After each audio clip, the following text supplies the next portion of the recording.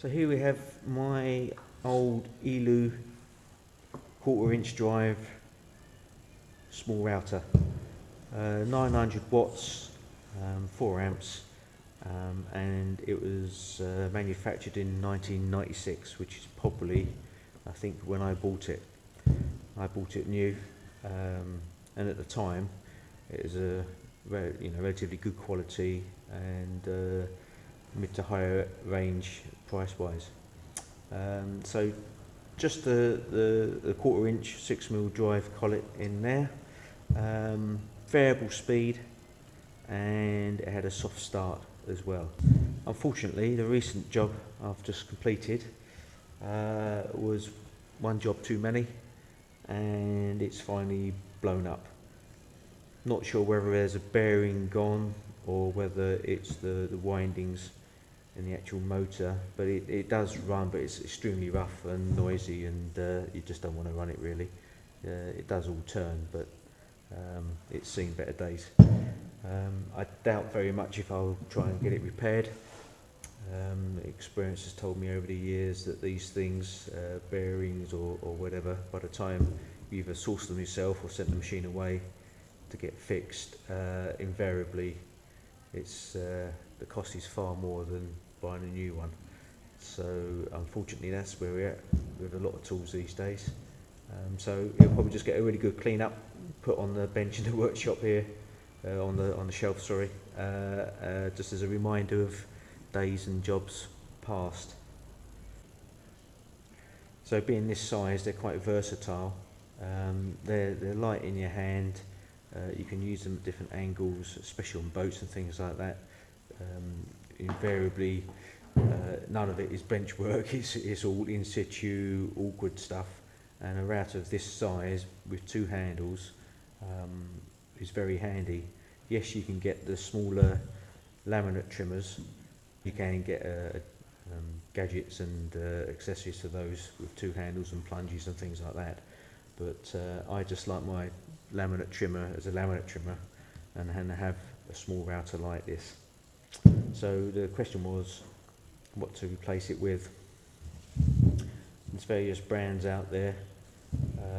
You can go to your local superstore these days, supermarket, and go and buy one for 30 quid as a loss leader, or you can, in the same size range, you can go to your tool supplier and buy one for possibly £500–600. So it's pays your money, takes your choice really.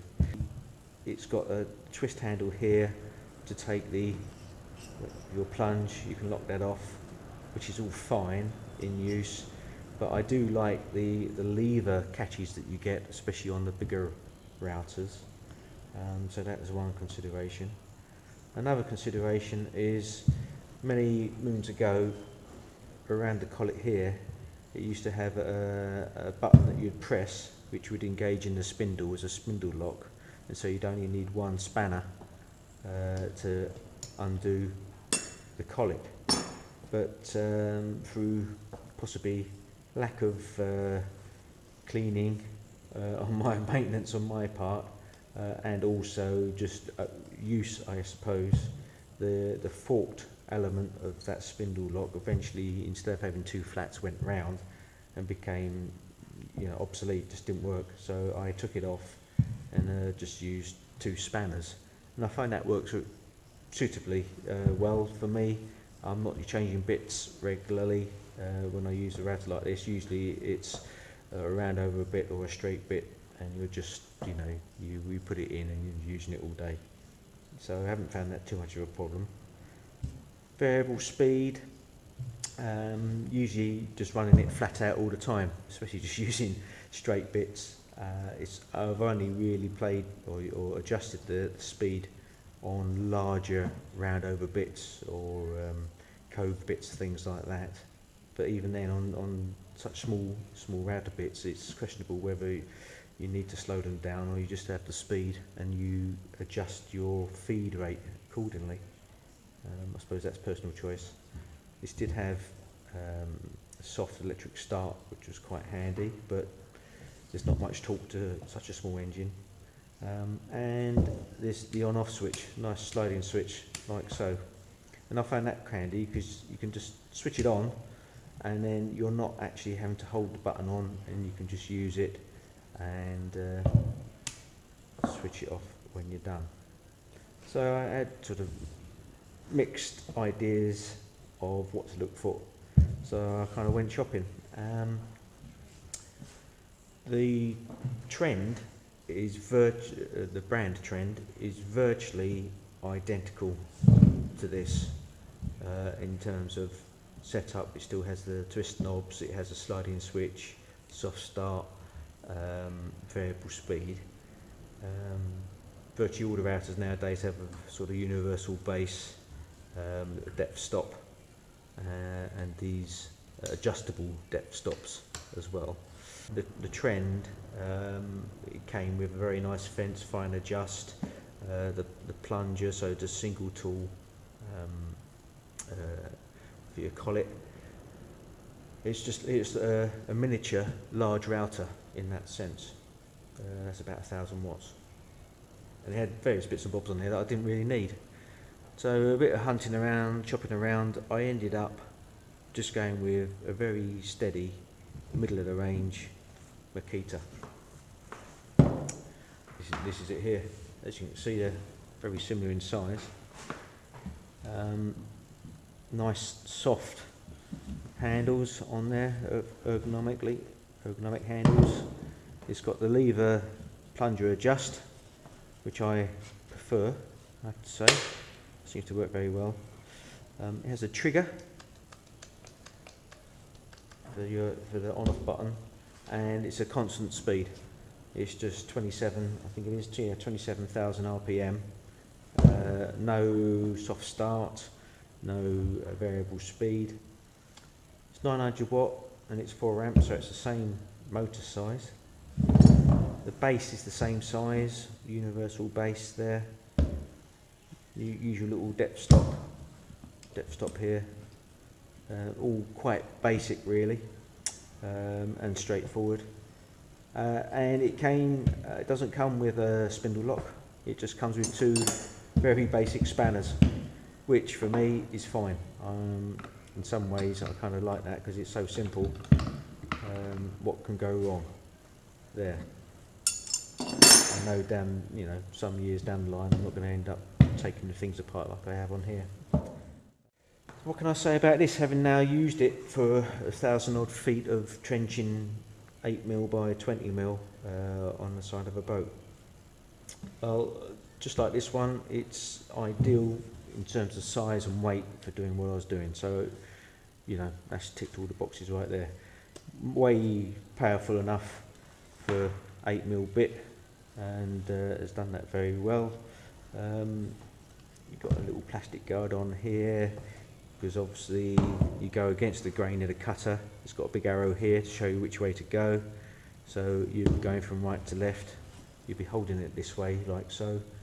So, that is removable and can come off. Something that I was surprised about really is this trigger.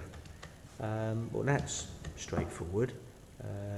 In use, obviously you've got to keep it down, unlike the old Elu where you switched it on and it stayed on until you switched it off.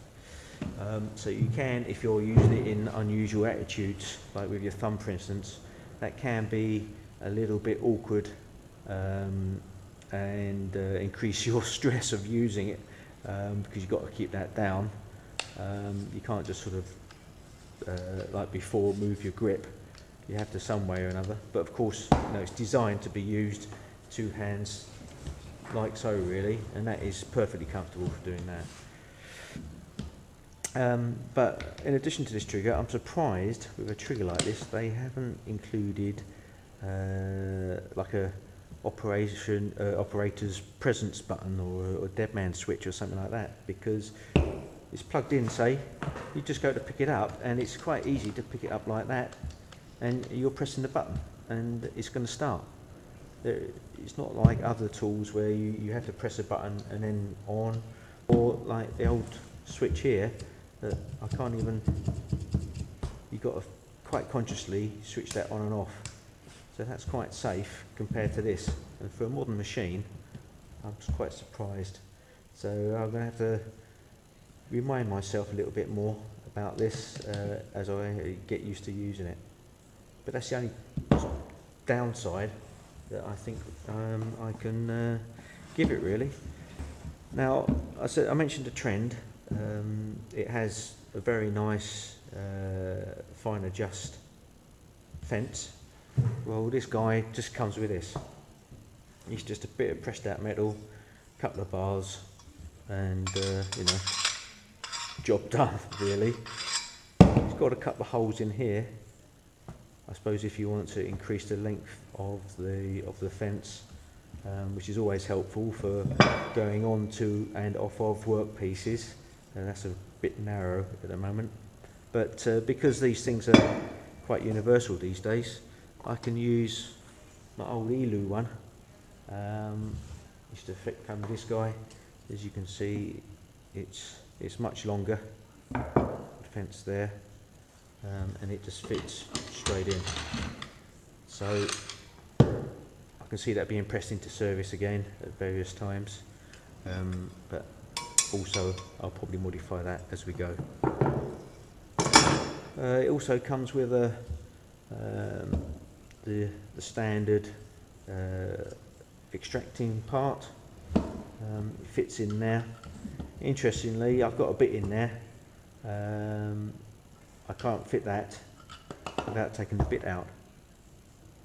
This only has a 30mm plunge depth on it, and with the bit in there you can't actually fit that retrospectively, so you've got to think about that before you fit it all in.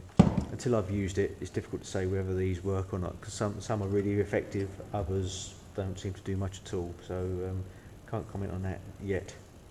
On the advertiser's website and in some of the trade magazines, this RP0900 Makita is rated as industrial. Quite often you get a sort of DIY, a trade, and then industrial ratings. I don't know what sets it apart necessarily from its competitors, but all the others were listed as trade use, and this guy was rated as industrial use. Well, to me that's fine. I mean, I'd prefer that rather than having a trade use one with some more bells and whistles on it. So that's basically what made me buy it. So I'm hoping that it's just going to go on for a lot longer and probably take a little bit more abuse than some of the more expensive competitors. This was half the price of the Trend in the same class. Another nice thing about this, sometimes nowadays these are all extras, but it comes with the standard sort of plastic case, which I think is very handy. A lot of tools nowadays you just get in the cardboard box and that's it. You've got to make your own case, or you have to buy it as an accessory. And all these things just go away in their own little compartments. Sometimes these types of boxes can be a nightmare of getting everything back in, but this all just goes in quite simply.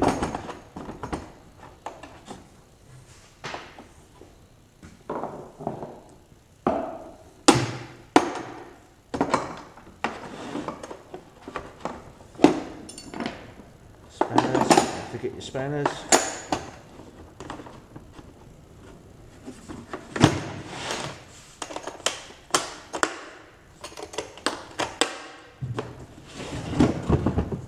And there you go. Never ever had a box for the Elu, so you know that hasn't done bad being tossed around in the backs of vans and things like that over the years.